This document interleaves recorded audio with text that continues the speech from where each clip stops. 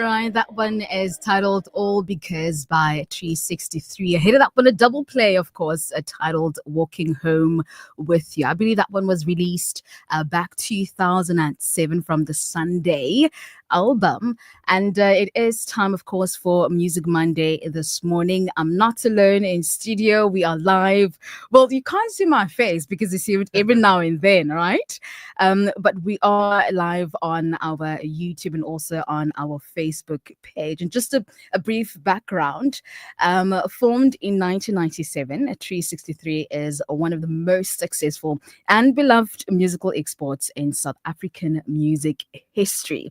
Now, between the year of its inception and 2015, 363 toured extensively around the globe in places like the UK, the US, Canada, Sweden, Switzerland, Zimbabwe, Australia, just to name a few, and has released 7 studio albums. As I mentioned this morning, I'm so privileged to be sitting across 363 singer-songwriter and guitarist John Ellis. Good morning. Sake. How are you? Good morning. And yes, you speak Zulu. Gangan. And his Zulu's name is Sipho. Yebo. Sawubona baba. Sabona Mama John.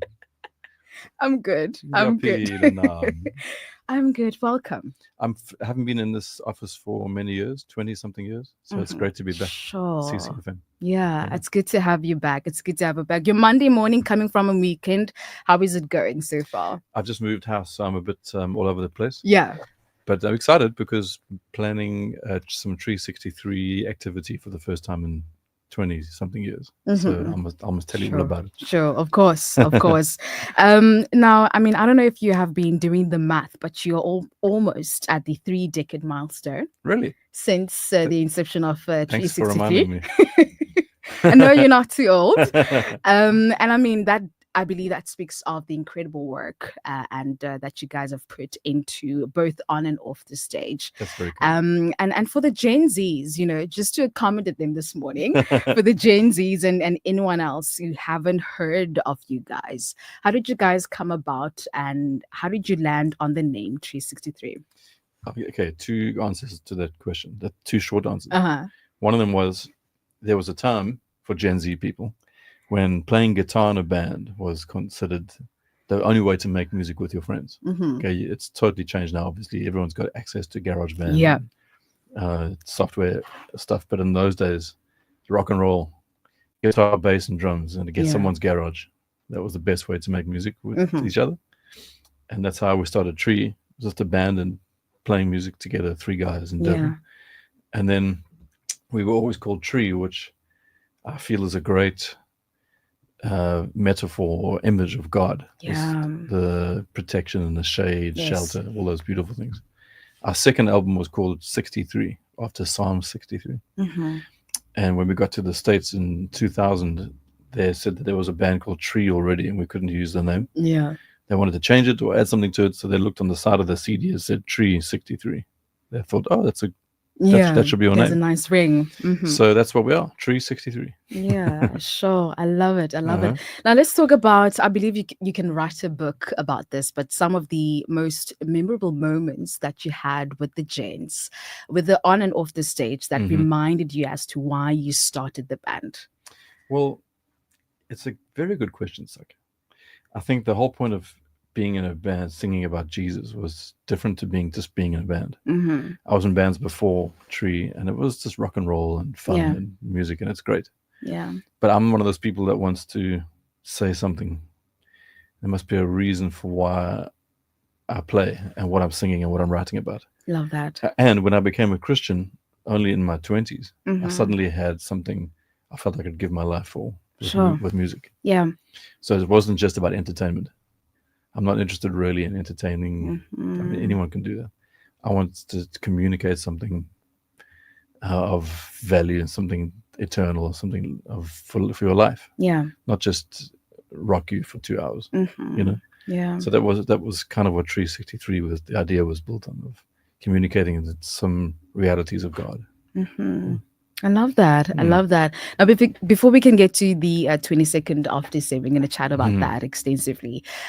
With the blessing of course, the two-thirds of 363, Daryl and Daniel, you know, set to bring the mighty 363 back to the live arena, Yes.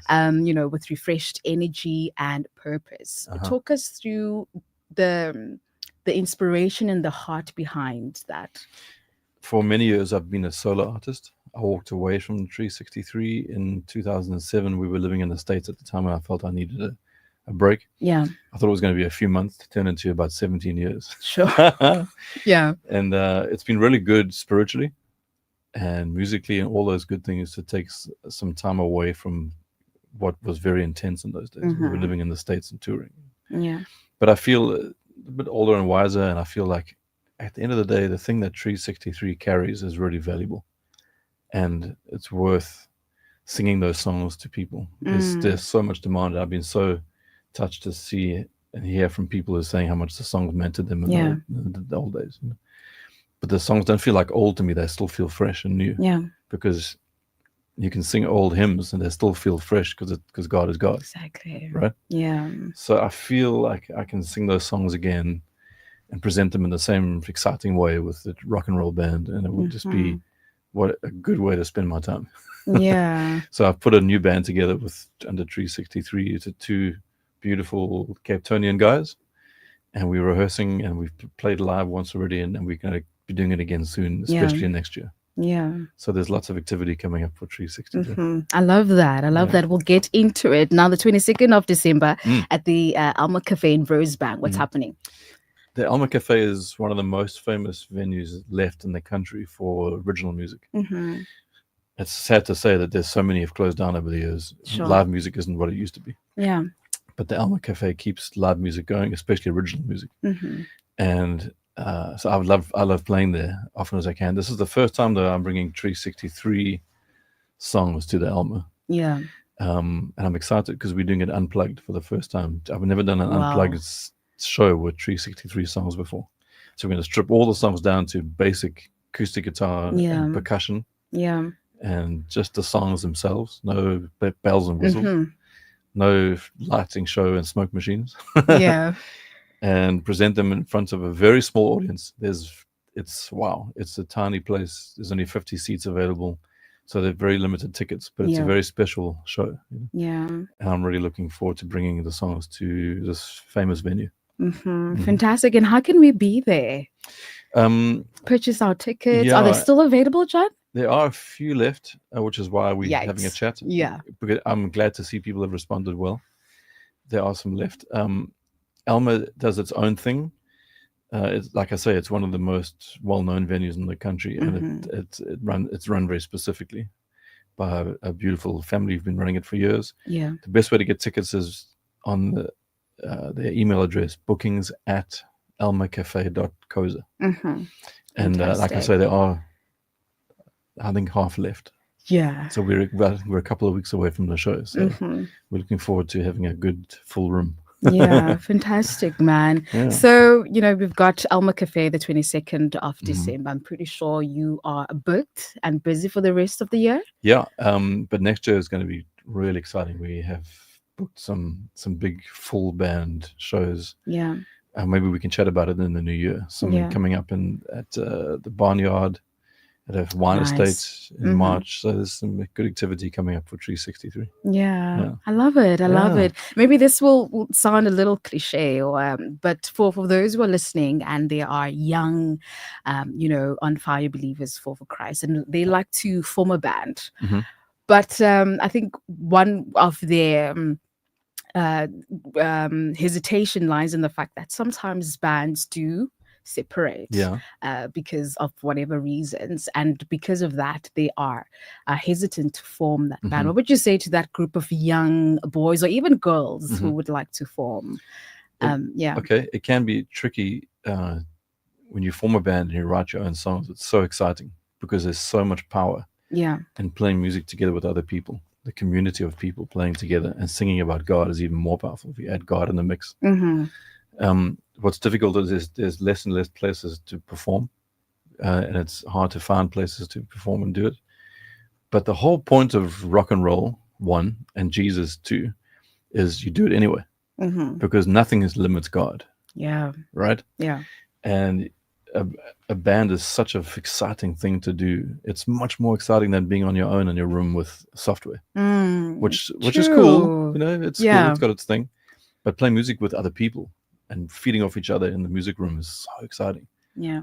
I would so encourage anyone to do that. My daughter is 19, and she's learning to. Her cousin is 19, and they're learning to play together, and they're loving feeding off each other musically in the same room together. It's really, really cool thing to do. Yeah. No matter how old or young you are. Yeah. And you kind of, God will make a way.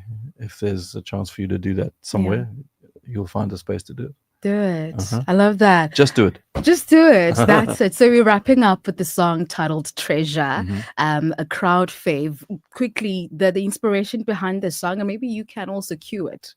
Yes, 363 Treasure from the 1999-2000 album 63. The song was written in a combi on the way back from Zimbabwe. In a combi? At night. What? Yes. And it became obviously one of 363's most well-known songs. Yeah. Here it is. So great to speak to you all on CCFM this morning. God bless you.